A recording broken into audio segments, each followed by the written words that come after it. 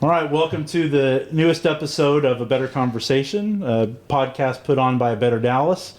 We're here to be informative. We're here to talk about Texas politics, kind of give you some of the current events, but also, I think more importantly, educate you on a little bit of the behind the scenes. So my name is Chris Clement, president of A Better Dallas, joined here, as always, by the producer, Kyle Mason. Thank you. Happy to be back after the holiday break. And we're looking to come up with episodes every Tuesday night to kind of keep this more on a regular schedule and keep y'all informed of the ins and outs of what's going on around Texas. And we'll also vary the format sometimes. We'll have a different mix of people. Sometimes we'll have guests. Sometimes it'll just be, the three of us here kind of chit-chatting about what's going on. But with that, we are also joined by the monikerless Miss Haley Kiles. Hey guys, welcome to 2025 and all the fun we have in store for this year. I think we just need to find something that's like the right mix of violence and ladylikeness. Yeah, chose violence today all day, so I'm ready for this. All right, well, why would one choose violence today? Well, there was a big day today in politics. In Texas, today was basically the kickoff of our legislative session. First big vote, Speaker of the House. If you haven't received a text message or a mailer or an email about the speaker race, count yourself lucky. But we'll break that down. We'll talk about that. Also, big day in D.C. With Pete Hegseth. So we'll talk about his Senate confirmation hearing a little bit, because I think there was a lot of really good examples of how to properly politic without being too nasty or vitriolic, at least from the Republicans. I was about to say, for the Republican side, yes. For the Dems, their heads exploded. Yeah, the Dems' hypocrisy reigns. And then what we want to do is we're going to talk with you a little bit about the upcoming legislative session in Texas, how you can reach out to representatives, how your voice can be heard, how you can track bills. We were talking a little bit pre-show. There's this big ramp up to the election. It's the most important election in the world. We have to do this to save our state, to save our country. Well, now the work actually starts, and I think a lot of people are usually left wondering, like, well, what do I do now? Mm-hmm. So we'll talk about that. But first, let's talk about the House Speaker race here in Texas. So, Haley, do you want to break the news? I guess we're probably late if you're getting the news from us. You're late, but on who won and the basic rundown. Yeah. So Dustin Burrows out of Lubbock took the win over Cook out of Fort Worth. Really pushed him over the edge, was making the deals with the Democrats. So I think we should get into that and kind of break that down and see where we feel like the Texas Ledge is going to go with, not banning Democrat chairs from what, the people, if you will, were pushing for. So one of the things that we talked about in the last episode of A Better Conversation was, what is the Republican Party? If you're an elected official, who should you be listening to? Who kind of drives the narrative? Who drives the priorities? Well, now we're going to talk about the enforcement of them, and part of that is with the speaker race. Now, Kyle, the race kind of broke down where you had, like Haley talked about, Burrows on one side with, more than 50%, I think 59% of the votes that he ultimately received to be elected Speaker of the House were from Democrats. Yeah. So he actually had more Democrat votes for him than Republican votes for him. Whereas on the other side, I think all but like one or two of Cook's votes came from Republicans and only a couple of Democrats. So as a Republican precinct chair, Republican activist type of person, how's that rub you? It rubs me like a Netflix series, House of Cards. I mean, this guy... you kind of just say he outmaneuvered everyone. I mean, really, is what happened. Also, you could put a nice spin on it and just say, hey, bipartisanship took the day. I mean, you really could.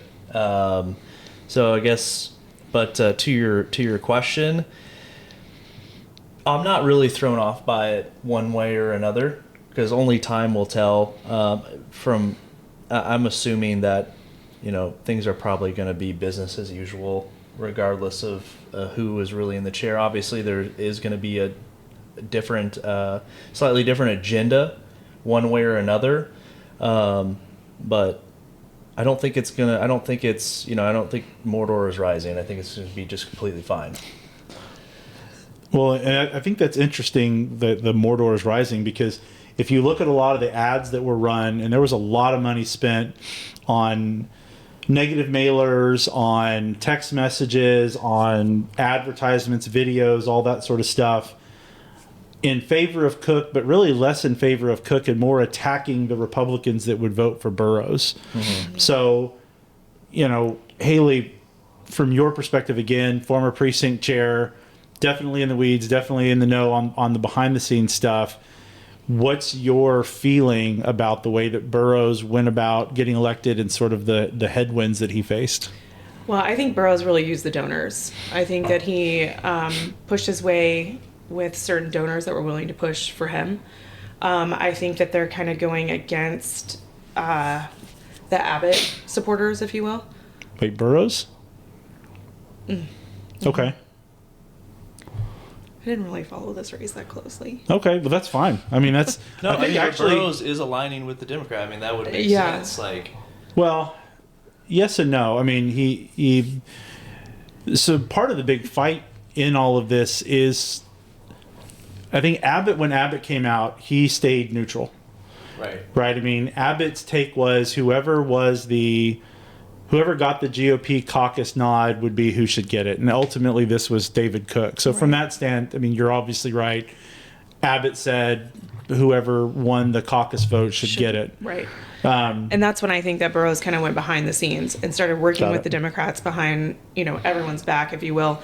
And it was kind of like the same feel with Phelan. Like, we didn't want Phelan because of the way that he embraced the Democrats in certain aspects. Not necessarily... I don't know if I go as far as saying ban Democratic chairs. I think that we should not have Democratic chairs of certain committees. Now, do I care if they have some peon committee chair? No. It kind of goes with that, what Kyle was saying earlier, that, reaching across the aisle. We have to, because if we ever lose control, they're going to do exactly what we're doing to them. They're going to turn around and do it to us. And it's not going to be pretty if we lose in general and then if we get completely blocked out. So I think he really used the Democrats and certain donors to really push his agenda. And it was almost like a control situation. It wasn't even like I felt like he wanted it for the right reasons. It felt like he wanted it for pure control and being able to do what he wants to do for the donors, not for the people. Yeah. Well, that's sort of... So I want to go back to the you said, which, I have a theory that your average Republican voter doesn't care much about any of the speaker race type stuff. Right. I think today, if you were to talk to the average Republican voter, they would have more to say about the Hegseth confirmation hearings than they would about the Austin Speaker House race. Specifically Republicans in the state of Texas. Right. Sure. I mean, as one of them, I watched the Pete confirmation hearing all day. Same here. And checked in here and there on Twitter with what was going on in Austin.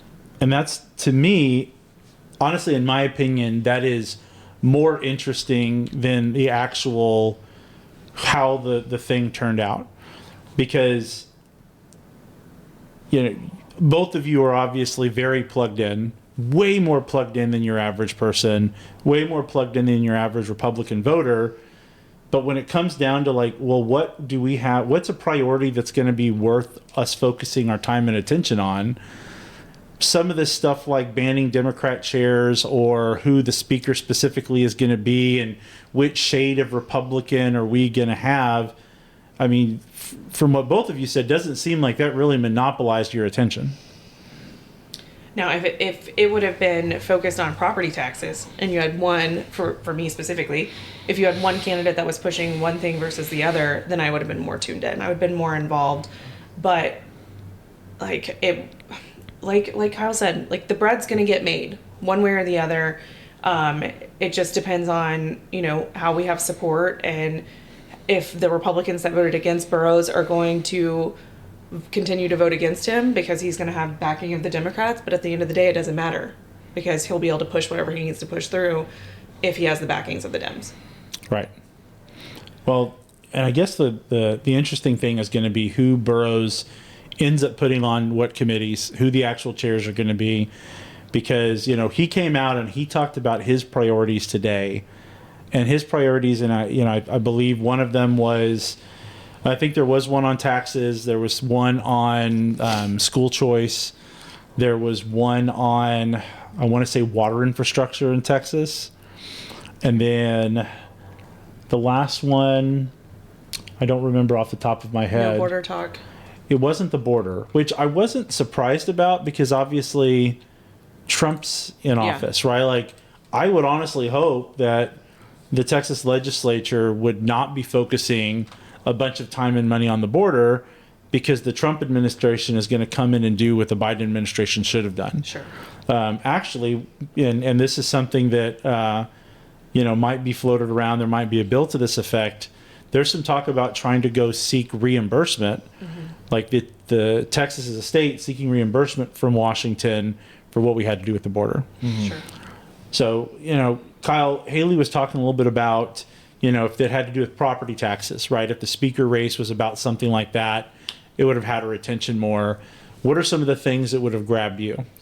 Yeah, good question. So I'm trying to do this thing where I'm reflecting on what mattered to me before the election and now what matters to me now. So the big conversation is we don't want any Dems on the chair, right? And it's like, okay, I'm not dead set against Dems not being the chair of any committee, because there's just some committees I'm like, I actually don't care about that at all. Now, I don't think that they'd be, I don't really want them on a lot of the different committees, but education, something like that, but some of the things that would have, like, directly, I would just say law and order in general. It's kind of like my big thing in Texas, which I feel like is okay. Like, I think we do pretty good as a state in law and order. Water, and then education, which obviously Abbott made that his number one thing, was the school choice. We still don't know what that's going to look like. We still don't know what the stipend is going to look like per student. We still don't know if they're ever going to raise the minimum cap, per the property taxes for the students, which is needed, because, for instance, we're talking here in DFW, Plano, they haven't had their base raised from those taxes in a really long time. It's making it extremely difficult for them to hire enough people, and Plano's closing schools. Plano's closing schools. There's you have to kind of read into that. I mean, those are really old schools. I went to them. Yeah. So, exactly. Yeah, so they're really old schools, and then if you look at the neighborhoods that those schools are in, those are neighborhoods that are about probably 10 years away from turning over. So there's a lot of people that have paid off homes and everything like that. So it's not a young school. So it doesn't make sense to bus people into a really old school. But those are the kind of things. I mean, I think the school choice is probably the biggest thing. But they weren't really addressing those things. It's kind of more about the chair. What are the Dems going to do on the chair? What kind of favors do you think he owes? Well, you're talking. I mean, the chairs has generally been. So I don't know specifically, right? I haven't talked. No, I'm to just Dustin saying, Burrows. what do you think? Like, do you think he has to give a lot back for those votes? Yeah, I mean, generally, I would imagine there's a certain amount of the chairs that he has to give to Dems. Yeah, that's sort of what Dade had always done, and look, Dade and Dustin Burrows are close. There's sort of a video that's been going around of the giant smile high five that Dade Phelan gave to Burrows once he prevailed. Usually it's chair spots. The other thing is sometimes it's preferential treatment to legislation, right? I mean, Burrows is going to be appointing the various committee chairs. He's also going to be appointing the person that chairs the calendars committee, and those people can decide which bills make it to the floor for a vote and which bills get pushed to the end of the line and never see the light of day. We will get into more of the specifics of that as we talk on, but I think that's largely what you probably ended up seeing. Hey, I'll push whatever bill, or some of the stuff is like, we know that school choice is going to be a big deal. Yeah. Well, there will be a bunch of school choice bills that get filed. There'll be a bunch of property tax bills that get filed.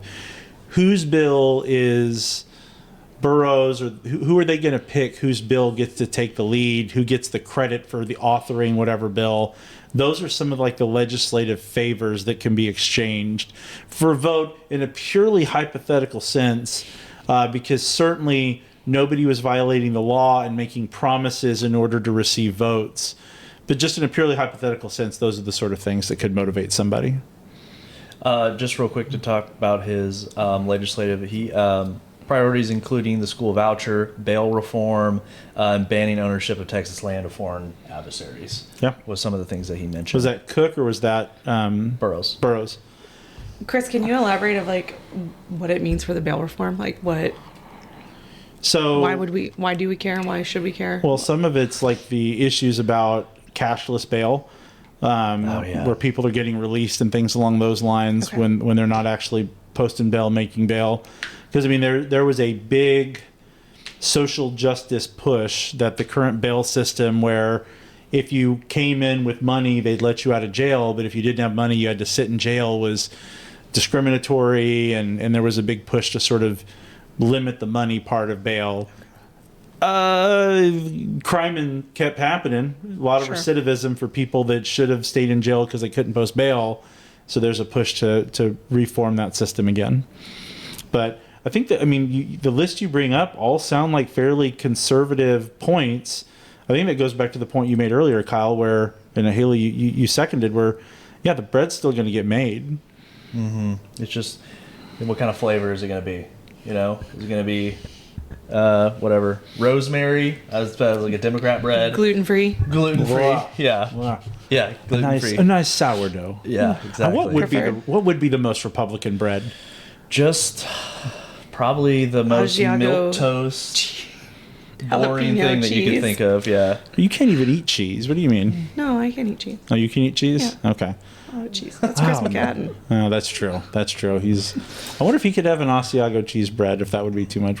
Maybe we should get him on the horn later, have our first dial into the podcast to find out about his dairy tolerances. First question: what kind of bread can you eat? I kind of think it's like a Mrs. Baird's, like, thick Texas toast. Oh, I think that would be the most Republican bread. I think it would be like a roll from Texas Roadhouse. It would definitely be a white bread. That is for sure. I don't know what you mean by that. No, but it wouldn't be anything that exciting, honestly. But that's sort kind of of a bland bread. yeah, exactly. I mean, that's fine. That's kind of what attracts me to it. I don't want anything too wild. I just kind of want to putz along. Like, don't. You don't want it. You want it stuck to the roof of your mouth. Yeah, exactly. Well, nice you can make a ham sandwich with, Exactly. So yeah, I think undoubtedly a gluten-free bread would be the Democrat bread. Sure. Here's the real question, because America wants to know: what would be the libertarian bread? Multigrain. Ooh, yeah, very earthy. Yeah, Lots of Multigrain. things going on. something people say that they want to eat until it's actually on the shelf, and then it's like, Just rots. that's why I haven't had that before. Well, yeah. All love to our libertarian friends. Justin Webb, if you're watching, we still love you. So, want to transition, obviously, from the bread talk. Keep going on that, but I want to talk about Pete Hegseth. Hegseth. Yeah. Because, for those of you at home, nominated by Trump for Secretary of Defense, controversy about him, right? The negatives about him. He's not a general. He doesn't have extensive higher ranking military experience. They, will brand him as like a Fox News contributor. But he was frontline. He was frontline active in Afghanistan. Right. Well, like I said, I'm framing. Yeah.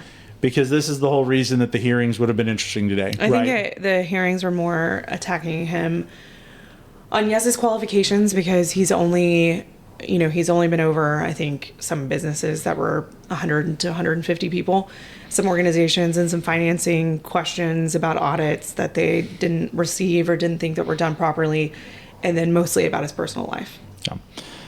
Which is, why I set up with the attacks would have been, because today wasn't that at all.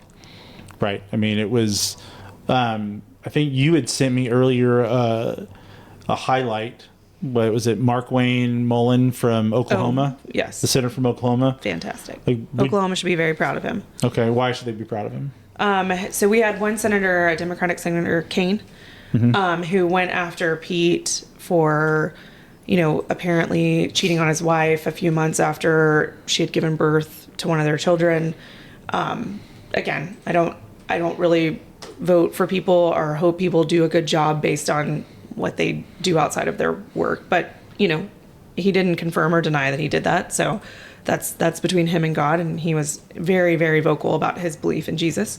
So that was great. And then Mullins, as soon as he got the opportunity, he threw it right back at the Dems and was just like, oh, you're telling me no senator has ever been divorced by their wife for cheating on them while they've been in office? No senator has ever shown up anywhere drunk, gone to a strip club, done anything. And it was just like, these are people too. Did Pete, 30 years ago, 20 years ago, think that in 2025 he'd be on the hot seat interviewing for, Secretary of Defense? Probably not. Would he have put everything that he put in his book? And one thing that was like the highlight for the senator women on the Dem side especially was his comments about women in combat. And as a woman, I completely agree. I'm really sorry, but with Elizabeth Warren? I mean, it was all of them. But It's a joke. It's like, I don't know. She's an Indian. I don't know. I don't know if she goes to that kind of war. She needs arrowheads, not bullets. And so I can't physically take a man, a 200-pound man in 75 pounds worth of gear and drag him out of battle. And so I think that the standards need to be, the standards shouldn't be adjusted for male or female. The standards are the standards. And, I'm telling you, every woman up there, their panties were in a bunch. I couldn't believe it. And I was just like, I would love to see these women at their prime do what these men are doing and picking up these 100 and 150-pound shells to shove in, whatever, and shoot them.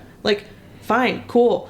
I'm 37 and I lift 2 times. I could do this. You do. You lift heavy too. But I also, Elizabeth Warren can't do this. And I'm sure Elizabeth Warren couldn't even do it when she was 25.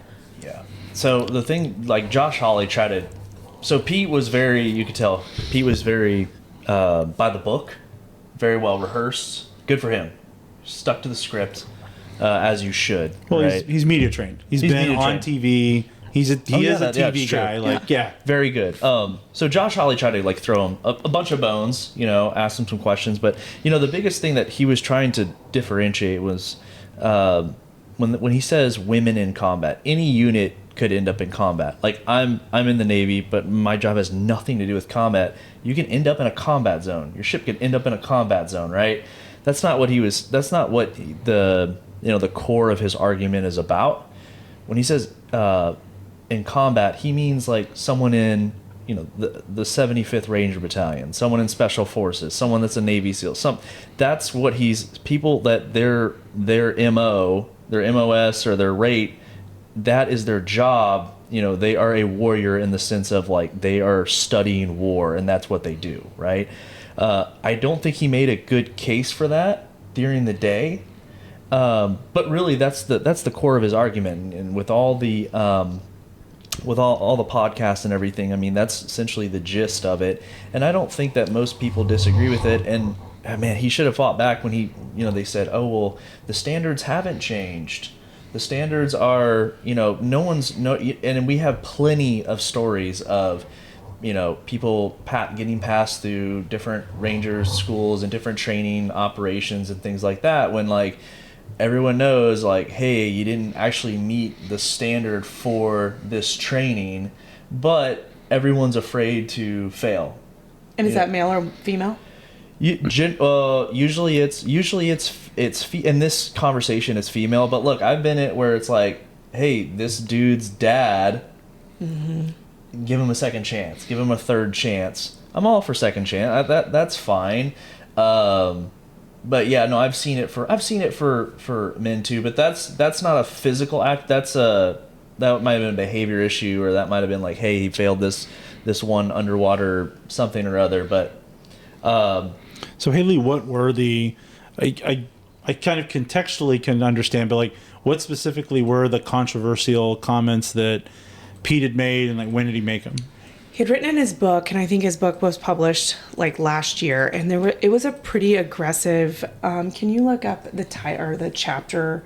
There's a chapter in his book that's like against women combat or something, and I will say that the words are pretty aggressive, but again, it's words, and like they just took everything so by the book and verbatim, and like I mean.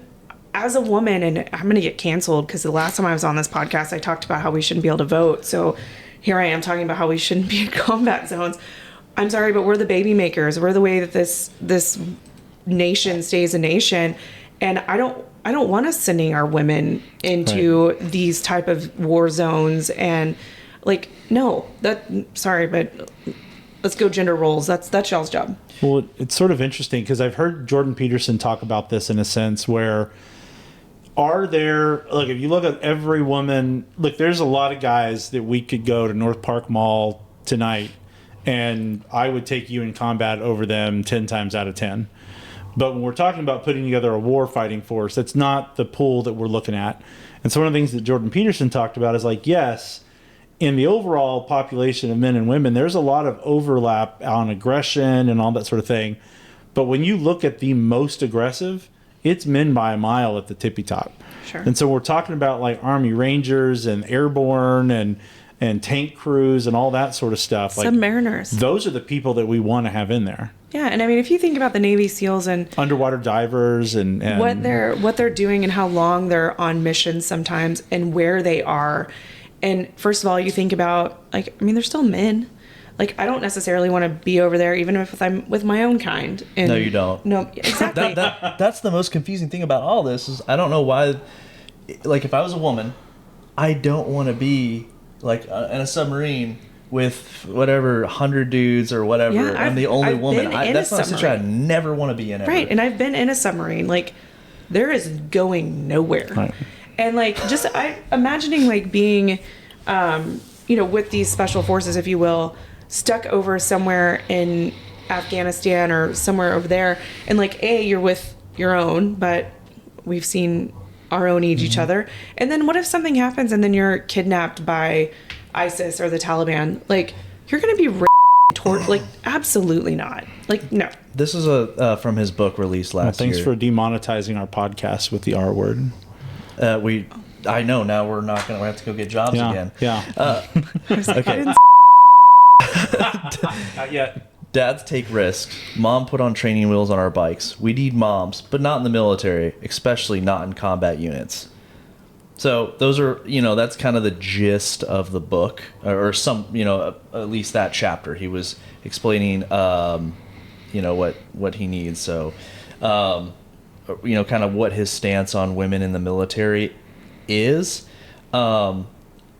His problem, and I don't agree with it, is that like in a world where, for instance, I was a recruiter for 3 years. There's a struggle to find, one, enough people interested in serving. Two, are they physically qualified? And a lot of it just has to do with they're not allowed to be on Ritalin for at least 6 months. Everyone's taking some kind of drug. Everyone's taking, someone's depressed, or it's like. Kyle, not to interrupt, but what years were you a recruiter, just so we can kind of. It was like 19, 20, and 21, something like that.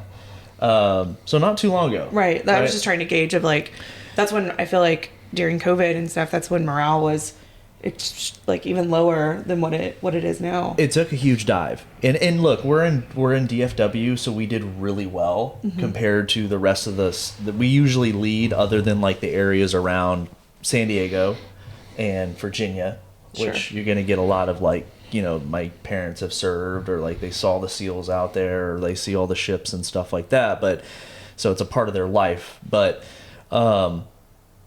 it's hard to find enough people to fill these positions. And I just, my biggest point is that it is not, the Democrats are misportraying what he is saying.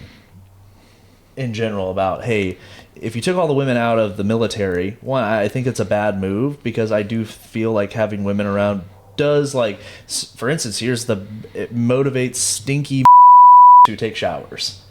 Women around, they all of a sudden want to wash their clothes and take. I'm not joking. Like, there's. I had no idea where you're going with this. That's like the most basic thing. Like, women are suddenly coming around or in the unit. People are gonna start smelling better. I really appreciate that, right?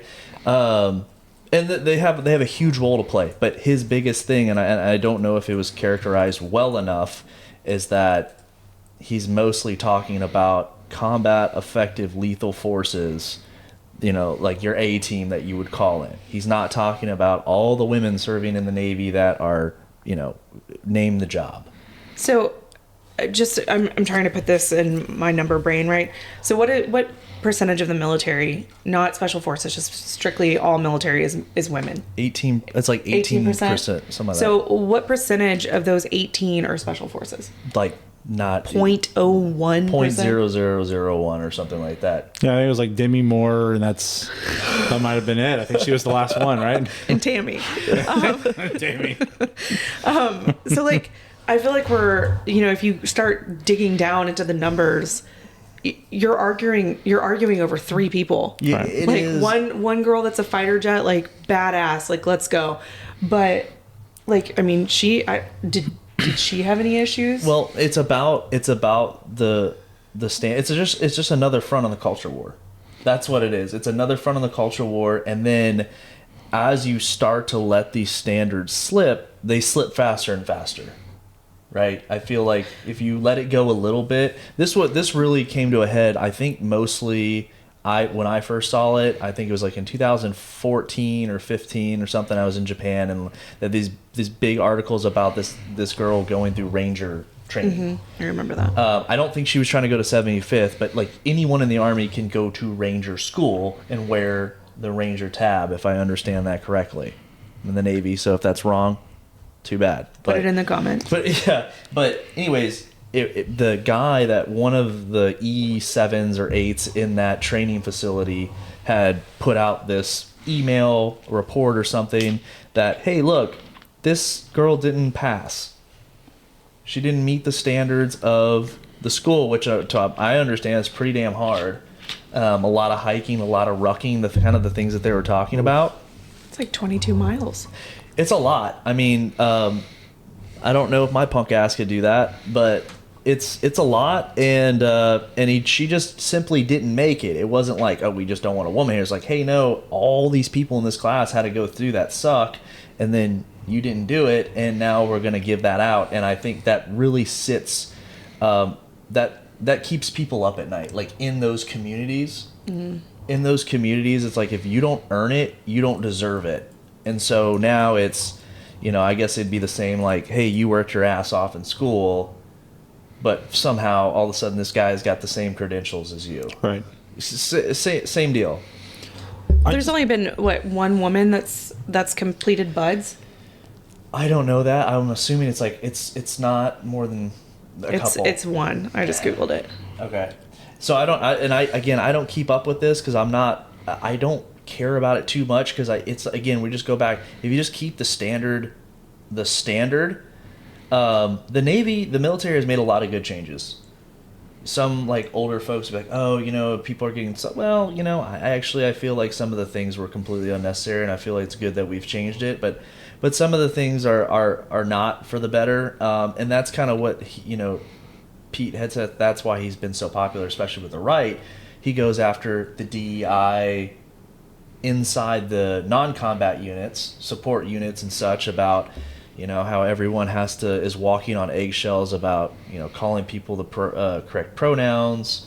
You have a lot of DEI training, which the amount of hours that they were talking about in that hearing was grotesque. Well, the trainings already suck, and they're already forever long, and there's a million different trainings on nothing. They're death by PowerPoint, and now you have these trainings that are just they're completely off. No one wants to do them except a very small group of people that are lifetimers at the DoD. They're civilians at the DoD, and they just kind of push what their beliefs are into the military. And it's like, you don't connect with any of us. Like, you don't do our jobs. You're not from where we're at, but we have to kind of do this. And it's just, that's the reason morale is so low. That's why retention is so low. That's why recruiting is so low. I mean, I used to say the Navy's a great opportunity, travel, all this stuff, but now I'm kind of like, I don't blame you for not wanting to serve or join. There's other opportunities as a young man or woman to go do other things. Well, it's like what Tupperville said. Like, he was telling Pete that he got someone recommended into West Point, and he was in, and he decided not to go because of all the COVID shot pushing and all the wokeness and all the DEI, that he passed up an opportunity to go to West Point because he didn't want to be a part of that. And that's like, so that sort of stuff, there's just too much that's in our military right now. And this is obviously from a civilian looking from the outside. It just has nothing to do with the mission. Nothing. It's just a bunch of stuff that just has nothing to do with the mission. But isn't that like DEI and woke in general? It is. Well, and this is the weird thing. And I blame in part Sandra Day O'Connor. Okay. I'm going to throw her in the bus. Sorry, Sandy D. But there were some sort of seminal cases that she helped decide on the Supreme Court. And I know this is a wild left turn, but that she decided on the Supreme Court where they decided that diversity itself was something to seek. That diversity itself was a value, was a compelling governmental interest. And this had to do with admissions and things along those lines.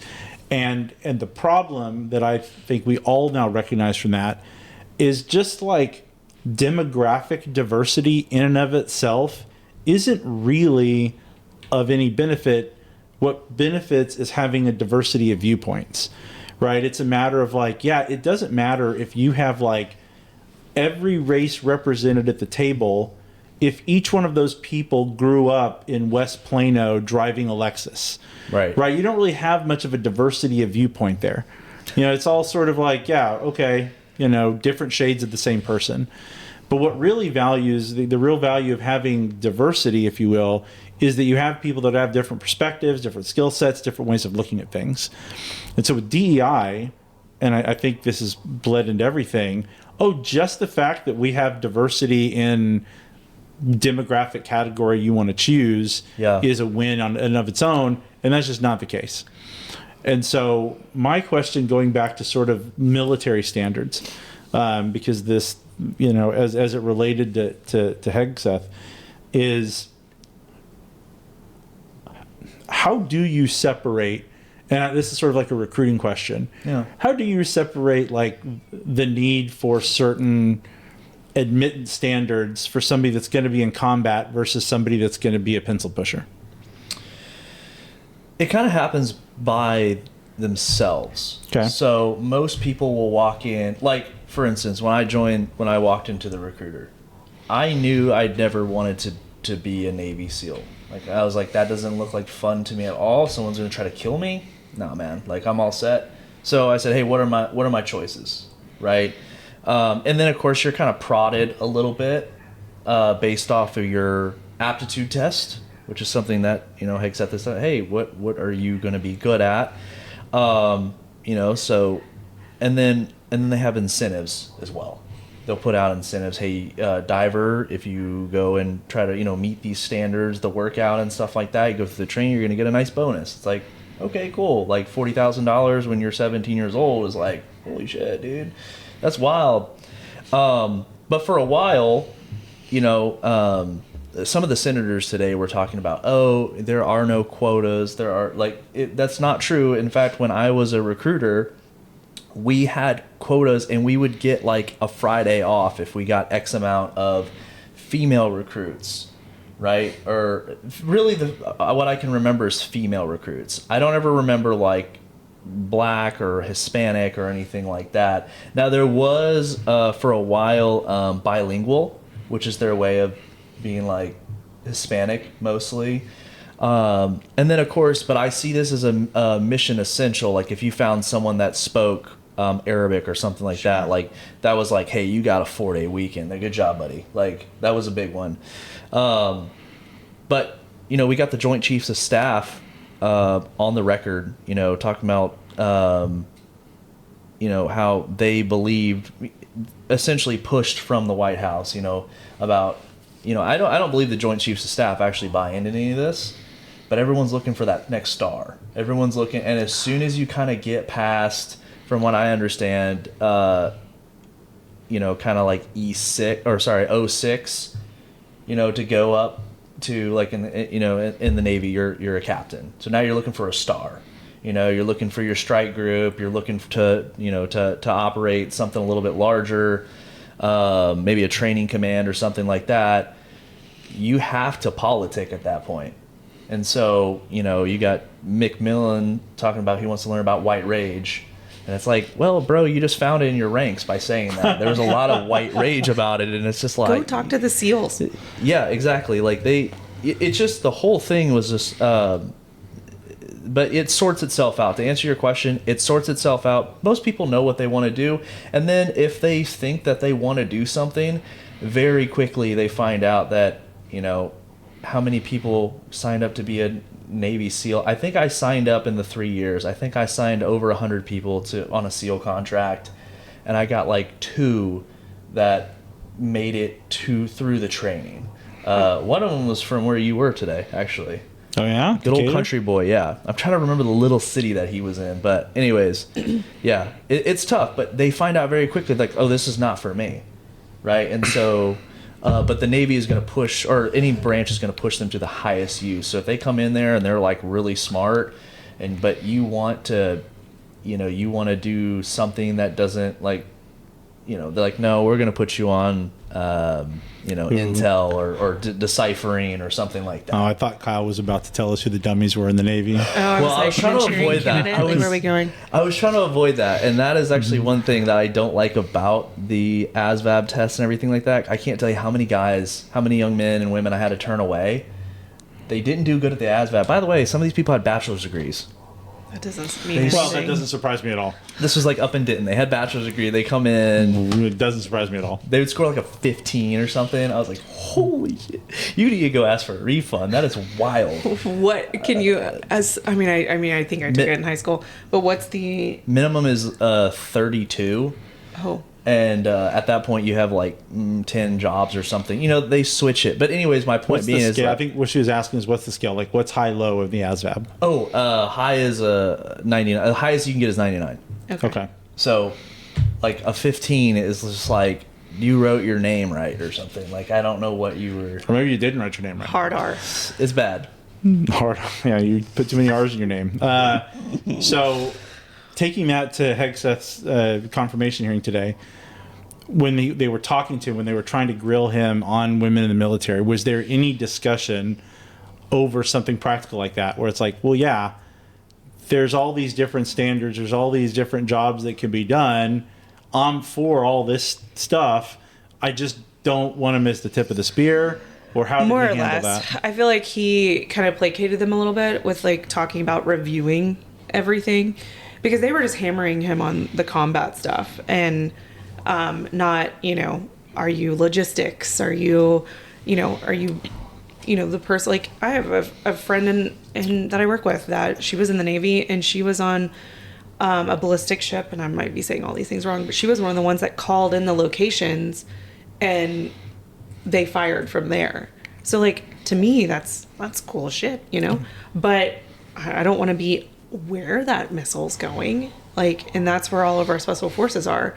But he did a lot of we'll review the standards, a lot of deflecting. Like, he was not there to argue with them. He was there to placate them and stick to the script, and then he would let loose a little bit and get on his rampages when the Republicans were asking him questions because they were throwing softballs at him. And the Democrats were just like, if he would go to even answer a question, and if it wasn't yes or no, they're like, we're just going to take this as you're not answering, and they would move on. So it was very hostile, and so I thought he did a great job, but like, it didn't matter what he said to them. He could have told them, I'm going to take the fattest woman on this panel and make her the head of the Navy SEALs, and they wouldn't have been happy. Oh, I thought they would have got it. Well, because I think he said Because it there's would have only been him. he said there's only 2 genders, so They would that's a problem for them. they would probably like her. So They would like they. There needs to be a large they woman of color. Probably. Sheehy's comment was the best. Oh, I saw that. That was pure gold. I saw that. That was great. Now, other than women in the military, was there anything other job related type of things that Just his experience. Okay. They were trying to hit on like his budget experience, how he didn't have like he's never been around a budget like he's gonna get, and and then like they were hitting him on how many people he's managed, all of the kind of things. Like they were like, if I was hiring a CEO, I wouldn't hire you, and this, that, and the other. And a lot of the Republicans came to his rescue because they would then ask him like, are you going to be running this whole department by yourself? Absolutely not. Once you're in there, you surround yourself with the people that understand these certain things. Like you're not down in those weeds. Like it was just, I thought it was very hypocritical of them, but not to be anything else expected. yeah, it's they started off the whole thing with saying past confirmation hearings. Republic. It was like in the last couple of Democratic nominations had bipartisan support. 90 votes or whatever it was. But on this, obviously this is going to be right along partisan lines. If they get it across the finish line. So that's kind of sad. I don't know. I felt like some of their questions were okay. But as far as experience, I mean, that's Hegseth's whole pitch, and that's why everyone's so excited about him, and that's why, for instance, Trump and a lot of the other Republican senators are excited. Of course, there's plenty that aren't excited about him, but I was just surprised they didn't ask him, hey, what stocks do you own? Because that way we can play it too. We know which way this thing is going. Apparently, he doesn't own too many defense stocks, unlike our current. He had to resign from Raytheon. Yeah, Secretary of Defense. And that's the thing. That's the whole pitch about Hegseth and why myself and a lot of people that are active or reserve are excited about him, because he's not from D.C. And I forget who said it, but D.C. can't produce men, like Hegseth. He's outside the D.C. swamp. He's not one of these, like I had mentioned before, you're looking for your next star. You're looking for your next big command. You have to go to D.C. You have to politic. Now you retire. Now you go to Raytheon. Now you come back as, in charge of defense contracting inside the DOD and back and forth. This guy's outside the box, kind of like Trump in a way. And I think that makes people really excited, but it kind of scares D.C. They also never even mentioned that he went to Princeton. Right. But for them to say he doesn't have experience or this, that, and the other, it's like, well, what about all you lovely people that went to Yale and Princeton and everywhere else? Well, I think they all know how worthless it is. Yeah. How you don't actually learn anything there. It's hard to get in there, so that gives you some prestige. I guess my question, Kyle, what about comparing him to somebody like Mattis, who, our last Trump Secretary of Defense? I mean, there's somebody that I felt like a lot of my friends that were veterans or were active military were really excited about Mattis in the position. He was somebody that could get it done, but he was also somebody that had extensive experience. Right. Everyone was, excited about Mattis. He's the guy that's have a plan to kill everyone in the room, right? Yeah. The thing about Mattis, though, is that, and kind of what his fallout was, is that Trump wanted to, get out of the wars. The problem with generals and everything, it's if you build an army, you want to do something with it. You know what I'm saying? You have a Marine Corps, you want to go invade a beach. You have a Navy, you want to go park it off someone's shore, right? And Mattis, didn't want to do the things that Trump wanted to do. He said, this is mostly about Syria. This is when it came to a head about Syria. He's like, I want to get out of Syria. Mattis disagreed with him. And I think it's because of the reasons of, Mattis Not wanting to have another ISIS. not wanting to have another, ISIS, but, at this point, ISIS has been taken care of, essentially. But, That's why I said another. yeah. It's just, they want to, I think that there's more excitement about Hegseth. I think that, The reason I make the comparison to Mattis is because I feel like there's been a lot of, I will say I'm legitimately concerned about Hegseth's lack of experience. And I say that largely because there's a lot of the folks in the military intelligence community that are saying, hey, look, the next 4 or 5 years with China is going to be their prime time if they want to make a move. yes. Right? Like the same people that were predicting that Russia was going to invade Ukraine because this was the point in time where Russia had the population and the resources to do it. And if Putin waited another 5 to 10 years, they probably weren't going to have the ability to do it, are saying the same thing about China. And when you see all the stuff that China's doing to ramp up its navy, its military, build carriers, build artificial islands, try to spread its influence into Africa for resources, all the stuff that China's doing, the fact that North Korea is sending military troops into the Ukraine to fight with Russia and train and learn how to fight Western forces, there's a lot of concern that, there's a ton of instability there in Southeast Asia. Do we want an inexperienced person manning the Department of Defense if something pops off over there? Go ahead. But I was just thinking, like to your point, don't you think that there's like a specialist or someone who is fully aware of everything that's going on in the South Pacific with the Pete talked a lot about the CCP today. Like, he seemed like he was very well versed in what was going on, and that if he was confirmed, the first thing that he goes into is like this complete debriefing of everything that's classified. And he was even talking about Taiwan. They spoke about the boat issue, like with how the Biden administration has completely cut our legs off when it comes to innovation. And Pete actually talked a lot about how to get innovation back into the military, and how like he would go to bid and he would work with all these different companies and startups to see, instead of relying on the Raytheons and the Lockheeds of the world, he wants to like branch out to others. And so, like, to me, that's something we haven't seen.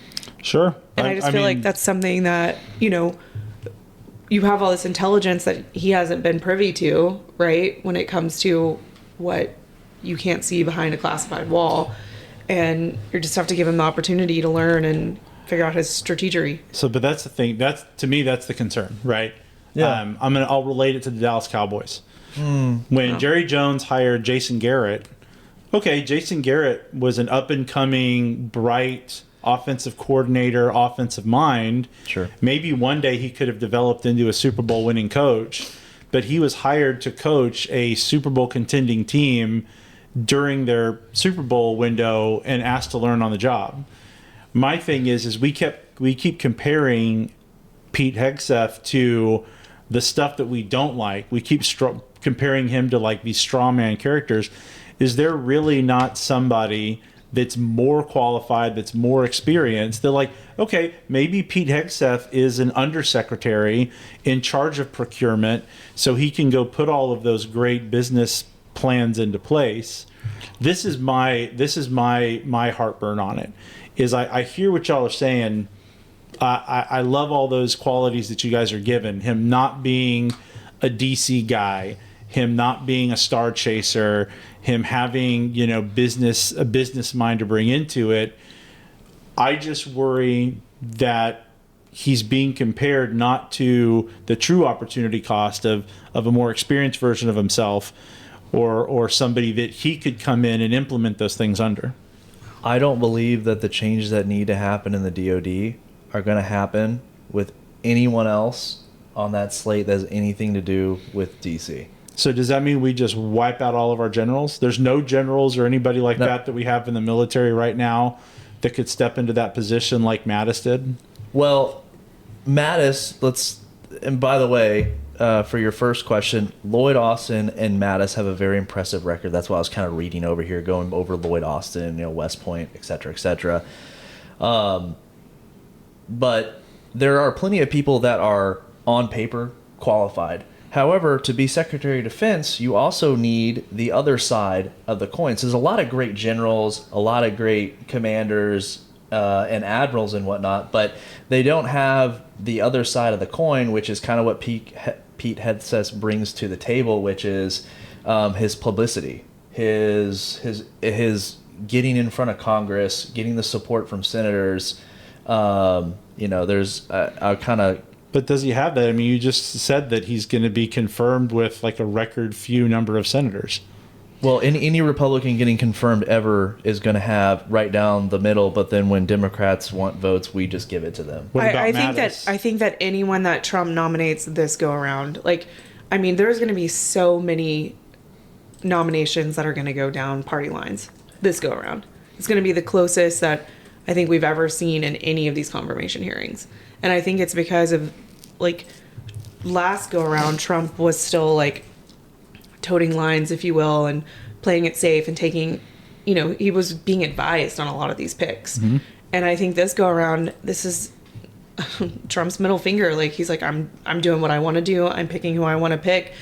And I think that he's had 4+ years to really vet what's going to happen and who he wants there. And I think it would come, I think no matter who it was, unless it was some general that had some woke BS on his background, then it was coming down to party lines. Yeah. I think it surprised a lot of people, including myself, Hegseth, to be nominated. Who else was on the short list? I don't know. I really wasn't. I should have been following a little bit. I don't think there really ever was a short list. Yeah, there was. Kinda because Rick Grinnell was one of them.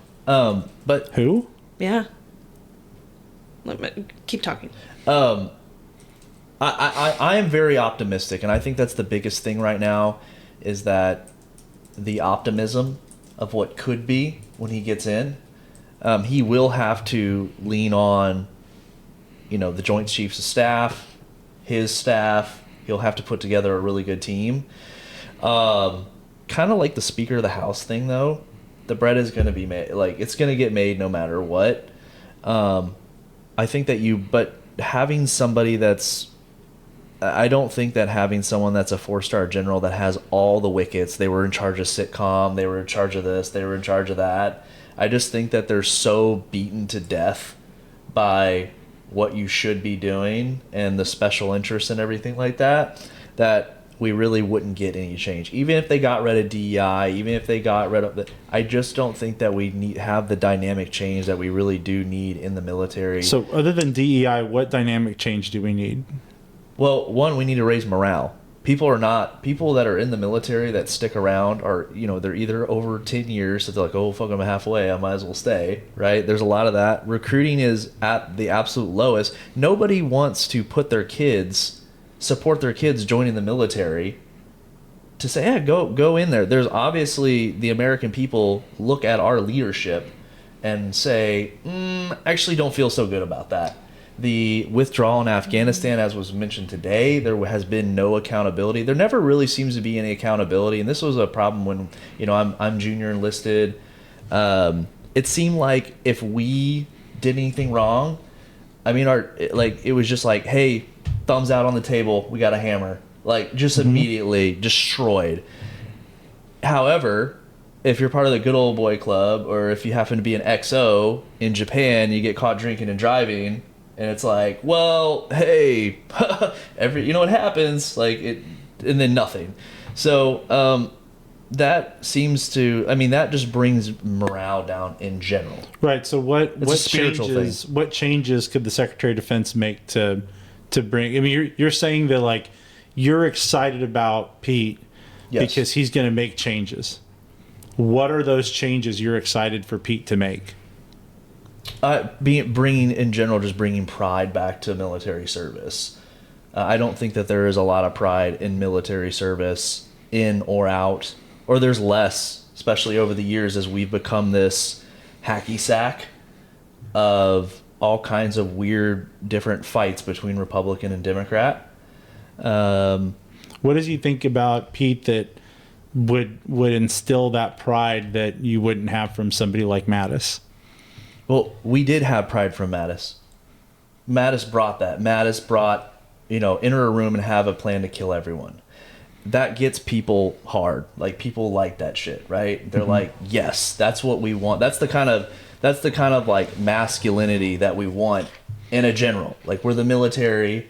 Yes, we can help your country if you have an earthquake or something. But our main objective is killing people, right? And that's the truth of it. Is like, we're a fighting machine. We're supposed to be lethal. We're supposed to project power, right? And like, the reason that Americans have the lives that we have is because we can uphold the U.S. dollar, and that's just strictly through strength. And I think our war fighting capabilities, as far as being ready, physically, mentally, training, I think all those things have kind of gone by the wayside to some degree, where we're focused on our man hours alone are focused on the wrong things. We're doing tons of online training. We're doing all kinds of funny stuff. We're volunteering out in town. We're just doing all the wrong. We're doing uniform inspections and things like that. Like, it just, and this is me as a reservist now, but it was at the very end there, it was like, man, we are not focused on what we need to be doing. So I think, and I know what your answer is going to be to this. Like, I feel like that's like a toxic rot of American culture as a whole right now. Yeah. Right? Like, is there anybody that are doing their jobs that don't have to deal with like stupid, useless training that was probably caused by some idiot plaintiff's attorney filing some idiot lawsuit, specifically plaintiff's attorneys? Like, how often, like, Haley, in your job, not going into details about your job, but like, no, name drop. How often do you get stuck with like doing things that are totally uncritical to the job you're actually hired to perform? We have quarterly trainings, and every single training we've taken since, 2019 has had some form of wokeism in it, some form of DEI. Like, every year we have to take harassment training, and it's always some race baiting situation that you're watching on the screen. And it's just like, okay, don't touch each other, don't make inappropriate, like, it could be so simple. It's just common knowledge, right? But I feel like we've gotten so far out of the realm of just human decency when it comes to just people as a whole, and not throwing in all this BS of woke and DEI. And not to mention the same compliance training I take every year. That's just like, cool. Yeah. Don't send an email to someone you don't know. Neat. Well, it's not just the compliance training, but like, how much are you stuck in like, I don't know, worthless calls and meetings and Zooms and Teams meetings, and that sort of stuff, where it's just like, why are we all here? Yeah. Why are we all doing this? Mm-hmm. That's fair. Something I'd like to also kind of about Hegseth, and I've never personally been in this situation, but I can see why this is an issue for people that have to make really tough decisions in a combat situation, right? And ultimately, everything in the military is at pushing the energy and power to the tip of the spear, if you will. There has been, we ask really young people or seasoned people to make really hard decisions, split decision, kill someone or be killed. And it's so easy to armchair quarterback this thing. And when you're in that hot seat, when you have your whites on and you have a tribunal of 9, and they're all like, oh my gosh, how could you do this? Or why did you do this? And of course they're thinking about themselves in this, because this is going to be routed up, right? And so some things that Hegseth has said, for instance, like, why do we need to follow the Geneva Convention? He mentions, why not bring back waterboarding? He makes a really good case for this, right? And here's the deal. As American military, we're willing to drop a bomb on just about anything, up to including hospitals on accident, or civilian casualties. We do have an acceptable amount of civilian casualties in war. That's okay, but we draw the line at putting a rag over someone's head and making them think that they're drowning so we can get information out of them. To me, that makes absolutely no sense whatsoever, right? And I know you're a lawyer, so you're about to come at me. You're about to come at me, but... Just to piggyback, Kyle, though, the interesting thing about the Geneva Convention is that's something that civilized nations follow, right? Like, we follow it. There's certain countries that have signed on. The Taliban doesn't follow this. ISIS doesn't follow this. I'm Yeah. sure China doesn't follow this. There, like, the list could go on and on about, like, we're engaging in law warfare. They're engaging in lawless warfare. So when you are fighting someone like that, where does one line end and where does one line begin?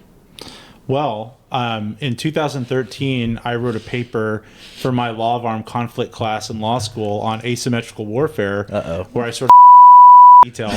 I won't bore you with all of it. But when I was in law school, like, I was looking to potentially become a JAG officer, and so we had a class at SMU. JAG off? Yep. We learned what that is today, right? Yeah. And so, Can you please define that for the people that don't know? I think they know. And so it, took the law of armed conflict class, and it's legitimately a problem. It's a problem that we've been dealing with further back than just dealing with folks in the Middle East, where it's like, we did sort of have, and ironically, like, the U.S. Civil War, for some people, that was the birthplace of sort of the Geneva Convention and the idea that we were going to adopt, rules of war. And as we worked through the different great wars and stuff that we had, where we became so much more lethal in how we could kill, and so much, you got to develop some rules for some of this stuff. Like one of my favorite, like, random things, we're just talking about this, is there is a, essentially, you can't have exploding bullets. Yeah. Right? Like, that's part of the Geneva Convention. If you want to have a rocket-propelled grenade, that's okay, but you can't have bullets that explode. And the reason that was... Like a hollow point? Or not a hollow point. It's like one that, like, in air detonates. Yeah. Not hits and Warhammer 40K stuff. Right. And so, like, just the U.S. military, you talk about, like, things that need to be changed. There was, like, a multi-year period where the U.S. military was trying to develop a new, weapon for the battlefield, which, at the end of the day, when they finally completed it and they're finally like, okay, we got it. It works just how we want it to. We can shoot this round. It'll penetrate the wall. It'll go through the wall, and then it'll explode. This is exactly what we need for a lot of our, like, house-to-house stuff. Oh, crap. It violates the Geneva Convention. Right. So instead, drop a $90,000, whatever, $16,000 Tomahawk, whatever it is. But the thing about waterboarding, and the other part about it, the actual reason that I was sort of grinning when we were talking about that, is I actually have a book at my house that's autographed by I can't remember what his job was in the Bush administration. Burn it. No. Actually, you guys would agree with it. He was the one that helped write the paper that said that it's an enhanced interrogation technique. Yeah. It's not torture. Because if it's torture, we can't do it. If it's not torture, we can do it. Right. And so he was the one that sort of penned the memo that this was an enhanced interrogation technique. Weren't they using waterboarding at, oh my gosh, what's the... Guantanamo Bay? Thank you. Yep. Yeah. And so the question, part of the issue with waterboarding is its efficacy. Yeah, how effective it actually is and what you're ultimately trying to accomplish. You can be trained against it too. I heard you're getting bad information at the end of the day. They got a lot of bad information just to be done with it. Just to get something. I mean, that was just intel in general in Afghanistan, and a lot of people were just using us as like, hey, those people over there, they suck. That's a whole rabbit hole we could go into about information about what's even happening right now over there. Well, so here's part of the reason. I generally agree with Hegseth, right? Like, I do have some of my reservations, but ultimately I agree with him being the nominee, and if I was a senator, I would vote for him. But I feel like we just had a more meaningful conversation about Hegseth's position on certain 100%. Policies and his qualifications back and forth than that whole Senate hearing had. Oh, that thing sucked. It was all about soundbite. Yeah. And that was why, like, clips. By the time I got done watching the highlights from the Senate hearing and watching all the stuff down in Austin, it was just like, today was such a waste of time. Yeah. There was so much energy put into, really, this is Austin mostly, like, so much time, money, energy, messaging put into that thing, and for what? Like, what was the why did we have this civil war, which some claim is just now starting and will continue? But like, why did we have to do all of that for what we ended up with today? And that's just the same thing with Washington. Like, we're going through all these hearings. There's no telling how much it's costing the taxpayers to host all of these. And just for everyone to be confirmed, because everyone's going to vote on party lines. Right. And even if we're going to have these hearings, just like when we're going to have the debate down in Austin, right? You both talked about it to start off with. You know what I would, what you would care about if you wanted to have to pick between Burrows and Cook is, what are you going to do about taxes? Right. What is your plan for school choice? What is your plan for working with Washington for border security? Not who you have in your back pocket. Right. Like, those are the things that as Republican voters I would care about, but none of that gets discussed. It's these like abstract or just sort of like tertiary concerns. Right. Same thing with Hegseth. Oh my gosh, you had each one of those senators has a full research team, has all this support behind him. Right. And really, we're talking about whether or not he had an affair. Like, the party of Bill Clinton is going to say, you're not qualified to run for office because you had an affair. Or you're not qualified for whatever other stupid, you drank.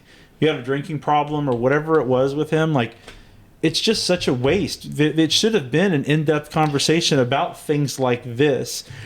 Really walk me through what you're going to change. Like, what is it that you're going to do as Secretary of Defense? Is that a good idea? At the end of the day, the Dems don't actually care. Like, No, it's about clips. But at the end of the day, like, do the Republicans care? yeah, that's. Because the Republicans in Austin today didn't seem to really care about the things that taxpayers really care about. Do they ever? No, they're just kind of, at least today. I will say this about Hegseth. Everyone said he had a drinking problem, but like when I read that, well, I didn't read it. I listened to the Megyn Kelly report on the sexual assault allegations, and it said that he had a couple of drinks, and I'm thinking, well, how much of an alcoholic is he really? If he had only had a couple of drinks, he's already drunk. Kind of a lightweight. Like, Well, there's the one strike against See, him. this is why diversity of perspectives is what matters. Yeah, I mean, I would not have thought in a million words. You're supposed to be like, well, he obviously isn't an alcoholic because it only takes him a couple drinks to get tipsy. You know, it takes me a couple of drinks just to like start talking to people. I mean, I'm talking like, if you're an alcoholic, you drink on a very regular basis, you're gonna need at least like 6 or 7 whiskeys. Whatever your choice of mixer is, just to like kind of get it going, and now your headache from the other day is gone. But yeah, I don't know. That's just kind of what I got from that. That was spoken like a true recruiter. Well, also, like, I mean, this is me being biased. He doesn't look like an alcoholic. Looks damn good. I'm down for it. All right. He must work out, so he just sweats it all out in the morning, Yeah. and then he's like, okay, I like press the restart button. I'm good to go again. He doesn't have bags underneath his eyes or dry skin or rosacea. Yeah, actually, I'm glad you brought that up. We're going to be rolling out for the 2026 elections Haley's Hot or Not rankings. Absolutely. We're doing away with questionnaires. We don't care Hot or about not. what they think about the primaries. ABD is just, it's going to be Haley's Hot or Not. And this is for like, you're going to be rating the women, because I'll do the other one, smash or pass. Oh man. And now we're canceled. Yeah, Kyle is doing his very best to get this flagged. Well, But I want to take this as a point to transition to something else we were talking about earlier. As much of today was a waste of time, well, tomorrow doesn't have to be. sure. Tomorrow at 10 a.m. in Austin, the legislative session is kicking off. They're meeting. Want to talk a little bit about what that process is, talk a little bit about how you can get involved, how, those of us here on the couch have been involved in it in the past. So, first of all, for either one of you in Austin, are there any particular pieces of legislation? You don't need to have a bill number, but like, what is it that you care about seeing the needle moved in Austin here in the 89th session? Property tax. Like, I went through the list today, and there is legislation for property tax reform because we have such a surplus in the budget. we've talked about it before. I mean, it took $500 off my property taxes for 1 year, and then Dallas raised them right back the next. Yeah, it's sad. I think that there's something about the school tax that they're trying to do away with that I'll have eyes on. And then I'm really curious to see if Abbott will finally get his school choice. Okay. Yeah, the property taxes is a huge deal with affordability. Even if you get into a home, like if you have a home now and you're locked into a rate and everything, it's just like, dude, these things just keep going up. That combined with the insurance, it's just like, man, I just don't, and both of those things too, that's not just homeowners, that translates directly to rent rates. Exactly. And if we have this big surplus and, there's a lot of things that need to be addressed, but can do, I feel that there is a lot left on the table there. And I don't know if they 100% want to address it because I think they like the big surplus. You know what I'm saying? They like revenue, right? And the more revenue is, there's more like little give and take on these bills they can do. Well, yeah. Except for like the source of the revenue. Right. Like, where is it? Property taxes are not the source of the surplus. Okay. So the state surplus that we have, like the state government does not get property taxes. Whenever you're paying property taxes, that is all going to ISD and city. Yeah, the school districts, it's going to the cities, it's going to the county. Like that's where your property taxes are going. It is not going part of the state revenue. Right. So when we have the surplus, it's coming from other sort of things. It's coming from business taxes. It's coming from licensing and permits and all that other stuff that the state makes money off of. Now, like when you forget to renew your CHL and you have to give them another $45. Now, are they Exactly. they're holding on because the property tax rent goes to them first. And that's what Abbott's doing, right? Holding on to the education bill money. No, none of that goes to the state. Property taxes don't go to the state. Property taxes go to the school districts. So Abbott's not holding on to any money. No. That is all separate. That's all separate revenue that the state of Texas is bringing in. So your property taxes stay here local. There's a little bit of it that gets distributed for Robin Hood, but it's not like when you pay property taxes, it goes to Austin and then it gets sent back out. It's like broken out on your property tax. Like it tells you what's going to DISD, what's going to the county, and then there's like one other bucket. There's like 3 buckets on your list, and Right. it's nothing to the state. It's all county. And so it happened in the last legislative session when you talk about there being just $500. Is what they did is they took the budget surplus that they had and they used that budget surplus to A portion of it, I think half of it, to pay down school taxes. So that's really what happened is they just took state money and they just paid down school taxes across the state to keep there from being that money charged to you with your property taxes. So every time your property taxes go up, every year, that all goes to your local school district. It is not all of it, part of it.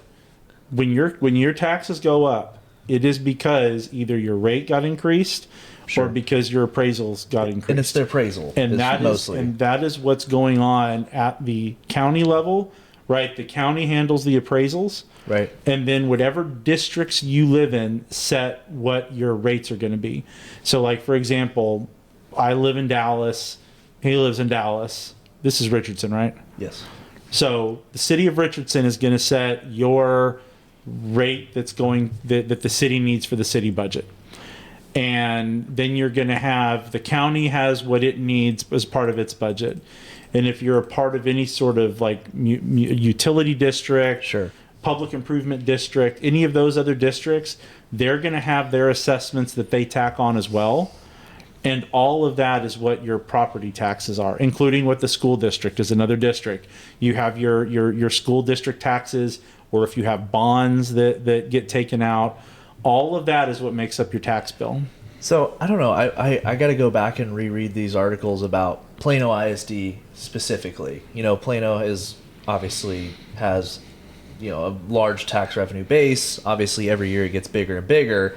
However, the cap, or like what each student, like the money that's allocated to each student, has not been raised in a really long time, or it's been very minimal compared to what has grown. Right. And I thought that was dictated by the state, and that was what Abbott's big leverage point on his school choice was. So, kind of. So this is where like the Robin Hood system that we have comes in. Yeah. Where it's not that all of your tax dollars stay specifically in your school district. Sure. Because you have rich and poor, and we want to move the money around to do all that sort of stuff. Okay. So some of it comes from that. There is also part of the state budget that goes to education spending, right? Because like if you remember, you probably don't because you might be too young for this, but when we decided to have the lottery in Texas, well, the promise of the lottery is that that was going to be extra money we were going to be putting into the schools. So there is a part of the state's budget that is education spending, plus there's the school district stuff. So usually the biggest thing that you have for your school district taxes are called your M&O taxes, maintenance and operation taxes. That is what got paid down when we had the budget surplus in 2023 in the last legislative session. Yeah. What is being proposed is that we are looking to suppress the M&O tax, but make it a permanent feature and not like a one-time, we're going to pay surplus. We are going to allocate a part of the budget, the state budget, to pay those and pay for the maintenance and operations of the schools so that you don't have to have that come out of your property taxes. Separately is the education savings accounts. That is the money that the state allocates for other education expenses on a per child basis. Yeah. So there's like multi-levels of the school funding. There's federal grants, there's state grants, and like I said, there's the money that flows to the public schools from the state on a per child basis. And that's another thing that there's talk about trying to fix, because right now it comes down to attendance and not registration. This is why schools actually care if you're truant or not, because if you miss too many days over the course of the semester, you don't count to get money from the state. Yeah. So the school doesn't get the money for that student. But what they're wanting to change is, well, whatever is registered in this school is what they get paid for, because it's not the school's fault if the students don't show up to school. Yeah. So there's a bunch of stuff like that with school funding that matters. Here's the thing. So going to how you can make a difference. If education spending is a big deal to you, if property taxes is a big deal to you, this is prime time. This is when you have the opportunity to have your voice be heard down in the legislature. So there's a few different things that you can do. One is just the good old-fashioned pick up the phone and call your House rep, call your state senator, congressperson, whomever, and let them know what you care about. And it's important that you call the person that actually represents you, because if you start calling a representative of a different district, they do not give as much consideration to your call as they do if it's somebody from their own constituency. And part of that, unfortunately, is because we have a lot of political activist groups that will just organize and flood certain House reps or certain state senators' offices, things along those lines on particular issues. And it feels good to do, and it feels like you're actually doing stuff, except for those offices realize that, like, hey, these aren't actually my voters calling me, so I'm not going to sit here and get bent all out of shape if the people that actually live in my district aren't taking the time to give me a call. And also, like, I know that I'm sure we all get hit up with the, hey, send this email. Mm-hmm. If you get one of those, don't send that email. If it's something that is really important to you, take the time and edit that email to your personal experience, your story, how it affects you, why it's important to you. Hell, throw it into ChatGPT, get them to help you. Like, but write it from the heart. Don't just take and copy and paste, because they're also filtering for that stuff too. And that's so tempting, and it's so easy, and I don't fault the groups for doing this, because they're trying to organize support. They're trying to make it as easy as possible. But at the end of the day, it's just not persuasive for a lot of your elected officials. So the life of a bill, let's say you're in Austin, and I'm not going to go full Schoolhouse Rock. We're not going to have songs. We're not going to do all that stuff. Maybe a dance. No, Haley's going to sing. Haley's going to dance. So Kyle's singing Haley. Well, actually, no. Kyle's more the dancer. Actually, you guys are both great dancers. I'm the worst dancer on the couch. So what we would be able to have is a bill gets presented down in Austin. Your local legislature files that sucker away. They've been doing that, by the way, since November. So there is a whole pool of bills that have currently been filed that are sitting there waiting to be acted on. There's a couple of places, if you want to, you can go find those things. If you go to either the Texas House or the Texas State Senate websites, they have bill trackers where you can see what bills have been proposed by which elected official and on which category and all that stuff. That's great. There's also a website called Legiscan, Legiscan,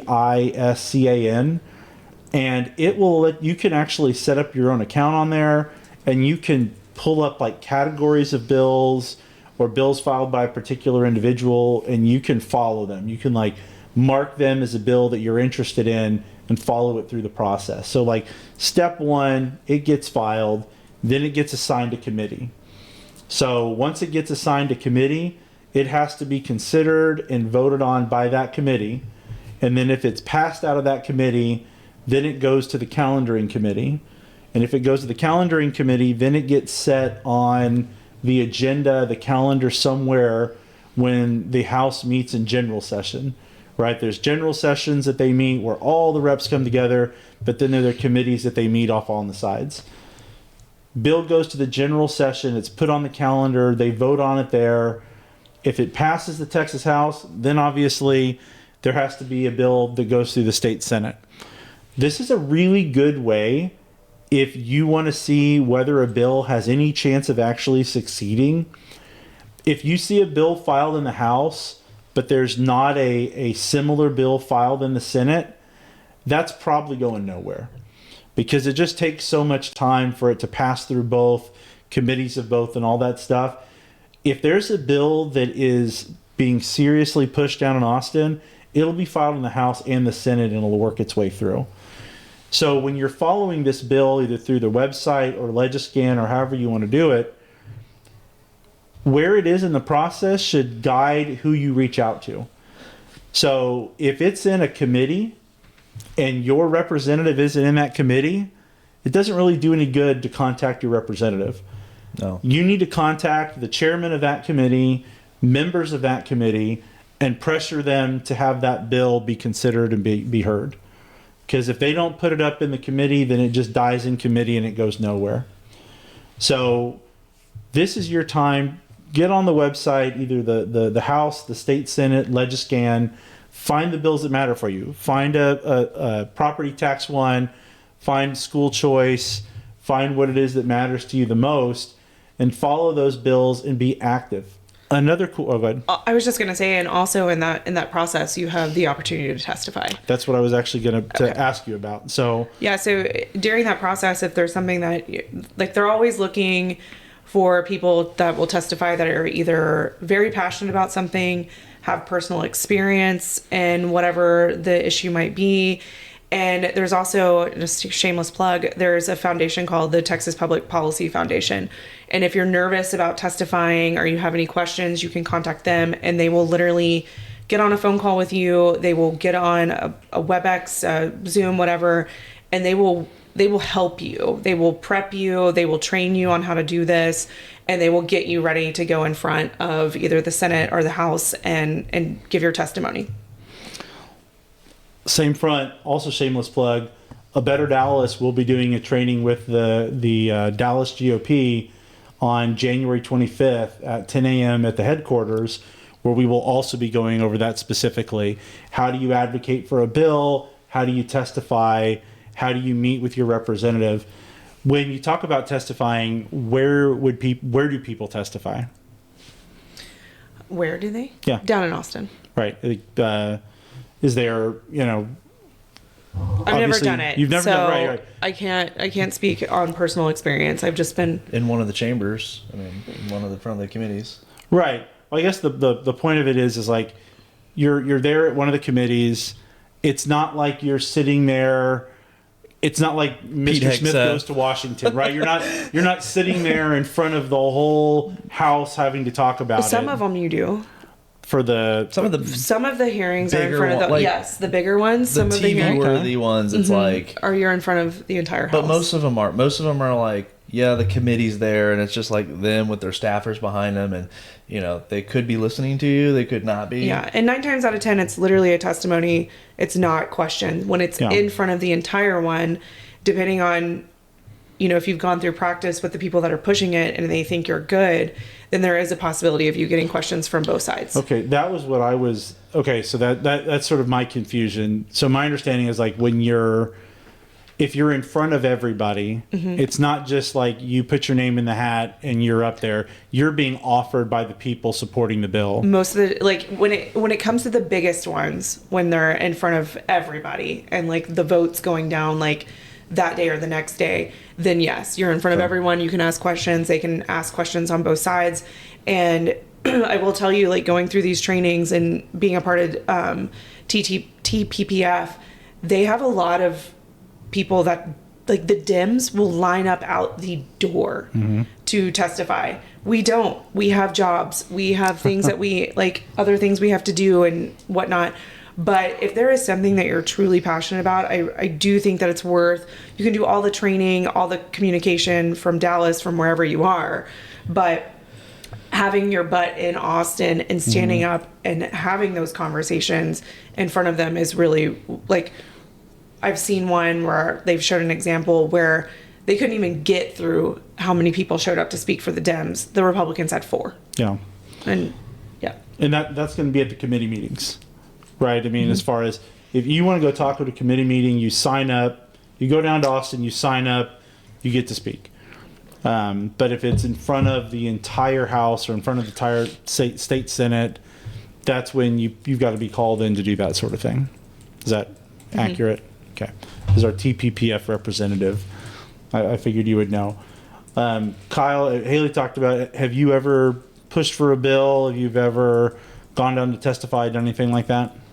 No, I haven't. I can't. I don't know. There's nothing that I can't imagine I would, but then again, I haven't looked into it too much. Because the people that I've seen speak on it, it's really impactful to them, and they have kind of like a personal story to it, and whatnot. And so, and there are bills and things like that really do affect people in their lives and their loved ones or something like.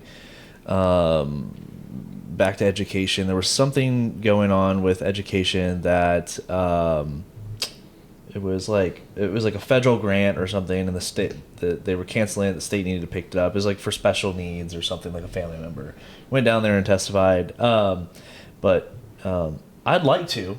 I think that's definitely worth it. And the reason I would do it is because like our House reps and our state senators kind of need the backup. They need the support. They're going and saying, hey, we really need this. And then it's like, okay, cool. Who do you got here to testify? It's like crickets. Like, well, I guess they don't actually need it, do they? And it's like without the personal touch and the feedback there, it makes the story a little less compelling. Especially in Dallas, like I know I'm represented by nothing but hard Dems. And so I feel like if you feel strongly, and especially if they're on the committee, and you're going down to Austin to speak against your own rep, I think that carries a lot of water in a bucket.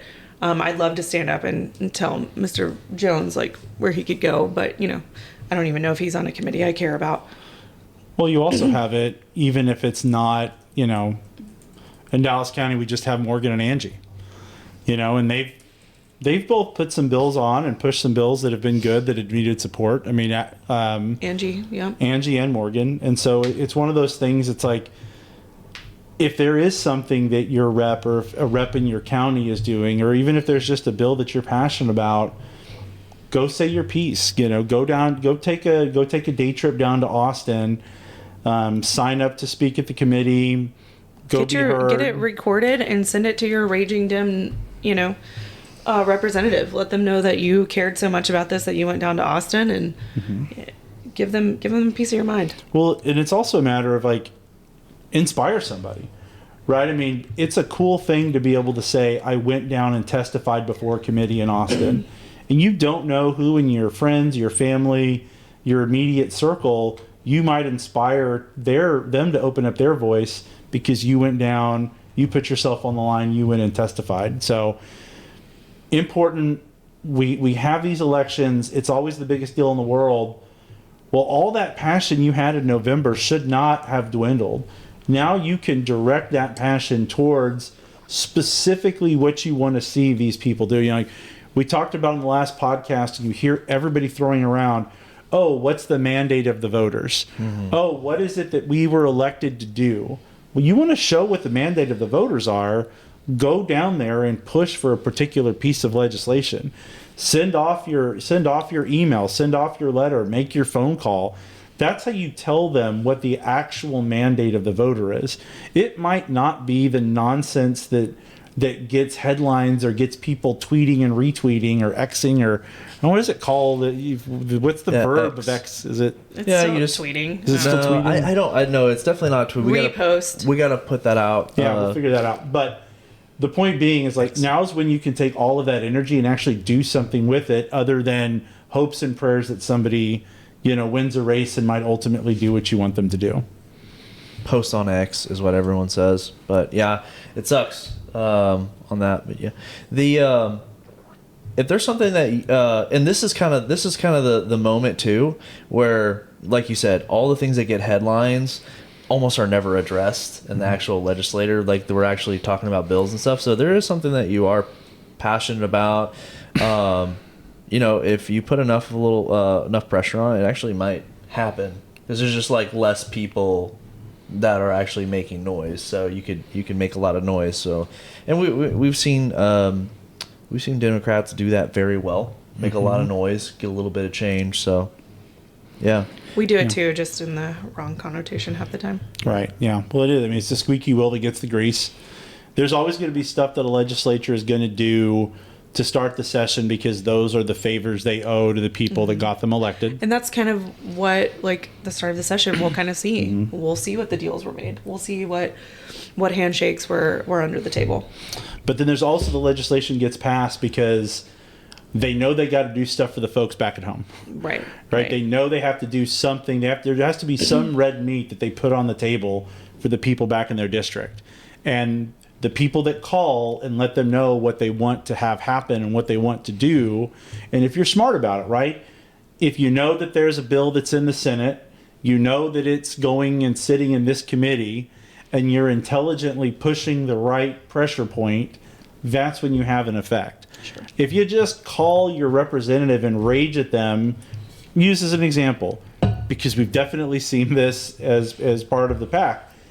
If you're sitting there and you're calling and you're screaming at your elected official down in Austin about the fact that there is not a national abortion ban, right, you're going to have no effect because obviously they can't do anything about it. Just like when Colin Allred was screeching about Ted Cruz and the Texas abortion ban. Well, guess what? Ted Cruz can't affect that. He's in Washington, not in Austin. But if you're smart about it, if you've informed yourself, you can have that effect. Otherwise, right, you're know just what doing they it for can sport. and cannot do. Right. Like, yeah, we all need a punching bag sometimes, but that's not the opportunity. Right. I'll Kyle, be your punching bag. Man, it's time to go. You guys both chose violence. We're going to cut the violence off. I want to thank everybody for tuning in for another episode of A Better Conversation. We always hope these are helpful. They're informative. Whatever profanity that Kyle wants to drop in and all of his fun military stories that he wants to bring to the mix. But, we want to hear from you. We want to engage with you. We want to cover the things that matter to you. Let us know that in the comments. Go to abetterdallas.com, sign up for the newsletter, be informed about events that are going on in Dallas. We'd love for you to join the organization. We have a membership tab. We'd love for you to join us in our events. We have an events tab. We do trainings. We do community service. We'll be doing trips down to Austin. We'll be doing, meetings with representatives, all that sort of fun stuff. We'd love to have you as part of that mission, part of that journey with us. But Kyle, Haley, anything you guys want to close out with? Nope. Don't let it stop. Like we won in November. We've got uphill battles everywhere. Texas especially. Like We've got to keep Texas red. Not really excited about what happened in Austin, but we've got to take it and figure out what we're going to do with it. And then several counties have municipal elections coming up in May. So as much as we want to take a breather, nothing's going to change countywide until, we help implement those changes. Absolutely. Well, looking forward to seeing you all next time. Yep. See you next time. Thanks for joining Adios. us.